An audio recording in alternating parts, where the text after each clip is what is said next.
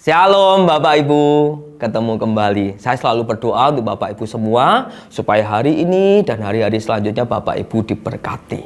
Hari ini saya ingin ada satu tema yang kita mau pelajari, yaitu menjadi orang yang bijak. Saya akan bacakan, ini kisah yang menarik menurut saya karena saya sudah baca tentang kisah 5 orang bijak yang tersesat di hutan. Jadi ada 5 orang bijak yang mereka lagi tersesat di hutan. Nanti kita lihat orang bijak yang pertama seperti apa, kedua, ketiga, keempat, dan kelima. Sehingga kita belajar dari kisah ini, terus kita menjadi orang yang bijak. Yang pertama begini. Orang bijak pertama, ini tersesat, berkata, sama-sama tersesat orang bijak. Yang pertama berkata, aku akan pergi ke kiri. Karena intuisiku memberitahuku, saya harus ke kiri. Orang bijak harus punya intuisi. Dan dia ambil ke kiri karena intuisinya ke kiri. Orang bijak yang kedua berkata, aku akan ke kanan. Karena kanan itu adalah kebenaran. Jadi arah kanan pasti benar. Itu menurut orang bijak yang kedua. Orang bijak yang ketiga berkata, aku akan kembali pulang. Dari mana kita masuk? Benar dong. Itu berarti saya akan keluar dari hutan ini. Jadi dia pulang. Ini udah berjalan, orang bijak ketiga, dia berkata, aku pulang saja. Lewat jalan yang tadi. Orang bijak yang keempat berkata, saya akan jalan lurus terus. Kita harus bergerak maju nih. Hutan akan berakhir dan sesuatu yang baru akan terbuka. Orang bijak keempat berkata, lurus, jalan lurus terus. Karena setelah kita lurus, pasti nanti akan ada jalan terbuka. Gitu. Nah, orang bijak yang kelima berkata demikian. Kalian semua salah. Ada solusi yang lebih baik. Tunggu saya, jangan kemana-mana. Wah, orang bijak yang kelima berkata, semuanya salah. Enteni aku, tunggu aku. Jangan pergi kemana-mana. Nah, kemudian orang bijak kelima mencari pohon dan menemukan pohon tertinggi dan memanjat memanjat sampai ke puncak pohonnya. Jadi orang bijak kelima naik pohon paling tinggi ke puncak pohonnya. Sementara dia memanjat pohon, keempat orang bijak lain pergi sesuai dengan jalan pikiran mereka dan meninggalkan orang bijak kelima di atas pohon. Padahal tadi temennya orang bijak kelima berkata, tunggu saya, jangan pergi-pergi, aku tak naik pohon dulu supaya tahu jalan mana yang paling tepat. Tapi setelah di atas, dia melihat orang bijak pertama, kedua, ketiga, keempat pergi ke jalan yang mereka anggap benar masing-masing. Padahal orang bijak yang kelima itu dia tahu bahwa ada jalan yang lebih baik karena dia naik ke pohon yang paling tinggi. Terkadang kita menjadi orang bijak, belum tentu bijak. Karena keputusan saat kita mengalami masalah, kita mengambil keputusan yang salah. Oleh sebab itu hari ini kita belajar supaya kita mengerti masalahnya dan menemukan yang terbaik solusinya. Jangan asal Bapak Ibu. Nah, saya ingin kita membaca satu perikop. Nanti Bapak Ibu baca ya. Ini kisah tentang Yusuf. Di Kejadian pasal 41 dari ayat pertama sampai terakhir itu menarik sekali. Singkatnya begini. Yusuf akhirnya sampai kepada Mesir. Sampai di Mesir. Setelah Yusuf mengalami banyak masalah sampai di Mesir. Kemudian Yusuf masuk penjara. Lantas tiba-tiba Fir'aun bermimpi. Nah, Yusuf masuk di penjara setelah dia menerjemahkan atau mengartikan mimpi 2 orang yang di penjara, pegawai raja itu. Dengan catatan Yusuf berkata, ini mimpi yang kamu sampaikan sudah aku terjemahin dan ini sudah benar semua. Nanti jangan lupa ya, kasih tahu raja bahwa aku bisa mengartikan mimpi. Nah, tiba-tiba Fir'aun bermimpi. Mimpinya 2 kali. Yang pertama begini, ada 7 lembu gemuk keluar dari sungai Nil. Lalu muncul lagi 7 lembu kurus. Yang satu gemuk, 7 lembu gemuk. Yang satu ada lagi 7 lembu kurus yang memakan lembu yang gemuk. Nah, yang kedua dia mimpi lagi ada 7 bulir gandum yang berisi dan baik. Ada 7 juga. Kemudian tampaklah juga tumbuh 7 bulir gandum yang kering, kurus, dan layu. Yang pertama tadi mimpi Raja Fir'aun ada 7 lembu gemuk, kemudian ada 7 lembu kurus yang memakan 7 lembu gemuk. Terus ada 7 bulir yang baik berisi, tapi ada juga 7 yang jelek, bulir yang jelek ini, tapi memakan 7 bulir yang baik ini. Terus kemudian Yusuf mengartikan itu. Dia cerita begini. Ini nanti tuanku raja akan mengalami 7 kelimpahan, 7 tahun kelimpahan. Setelah itu mengalami 7 tahun kesusahan atau kelaparan. Nah, Yusuf ini dengan bijak, dia punya hikmat begini. Yang pertama, Yusuf tahu dan memahami masalahnya. Dia sampaikan bahwa nanti akan ada 7 tahun kelimpahan. Tapi setelah 7 tahun kelimpahan ini akan ada 7 tahun paceklik. Ini yang disampaikan oleh Raja Fir'aun. Saat kita punya masalah, saudara dan saya mesti harus tahu masalahnya apa. Karena seringkali masalah yang muncul, yang kita besar-besarkan itu adalah bukan masalah itu sendiri.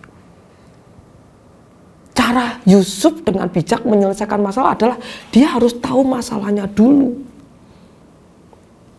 Tapi seringkali kalau kita punya masalah, kita anggap masalahku itu terlalu banyak, terlalu berat yang ada di pikiranku. Cari dulu permasalahan utamanya itu apa, Bapak Ibu.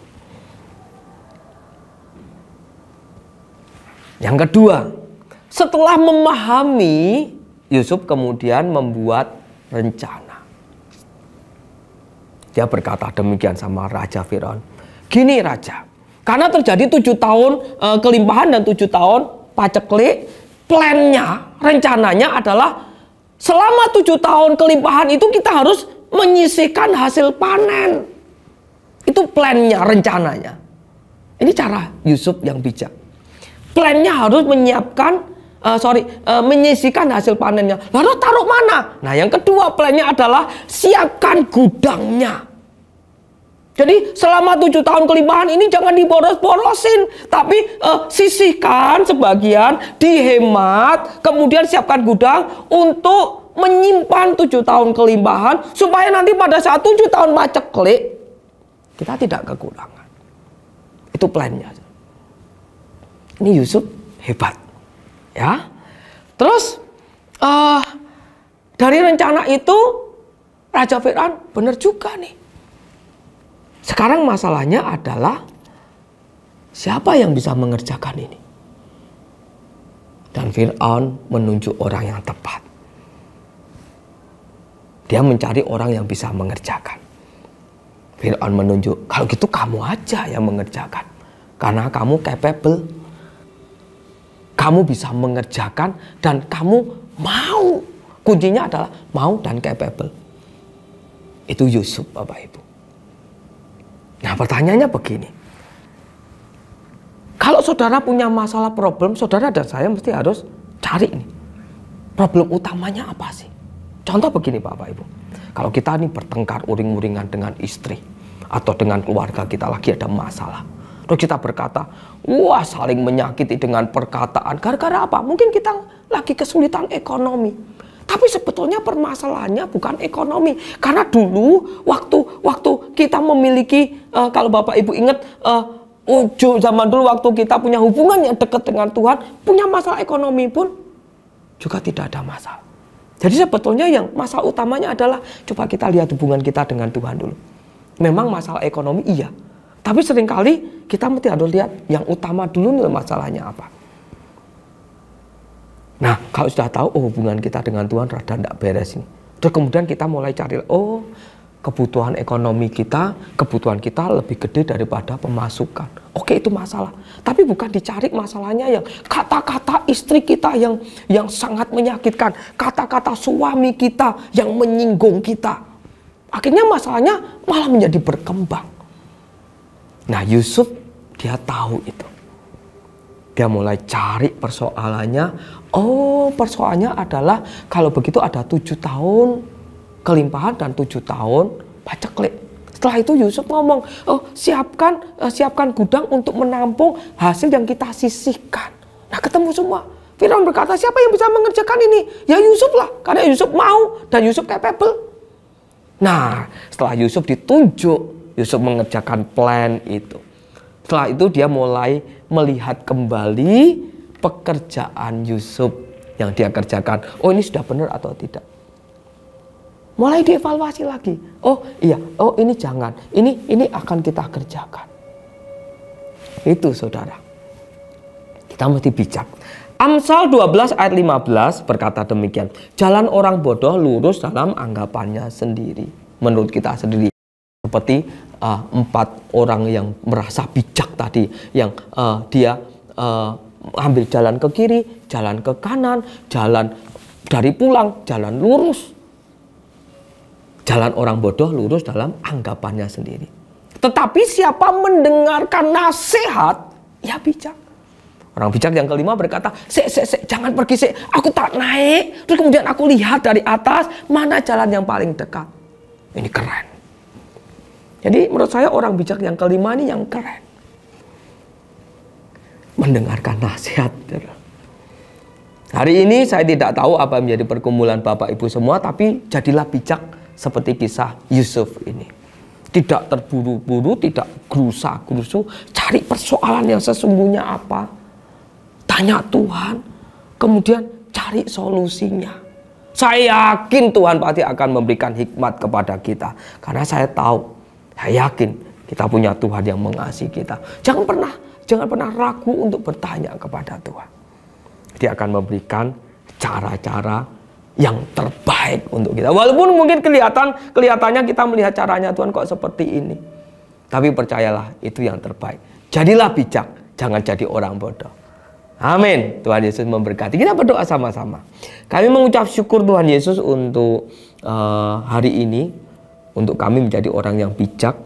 Kami tidak mau gerusa-gerusu seperti orang bodoh yang menganggap keputusan kami paling benar. Seperti ilustrasi tadi, ada orang bijak pertama, kedua, ketiga, keempat yang mengambil keputusannya sendiri tanpa bertanya kepada Engkau, tanpa minta nasihat, tanpa mempertimbangkan segala sesuatu. Kami mau seperti orang bijak yang kelima, yang tidak gerusa-gerusu. Kami mau seperti Yusuf yang akhirnya dia punya cara dengan bijak.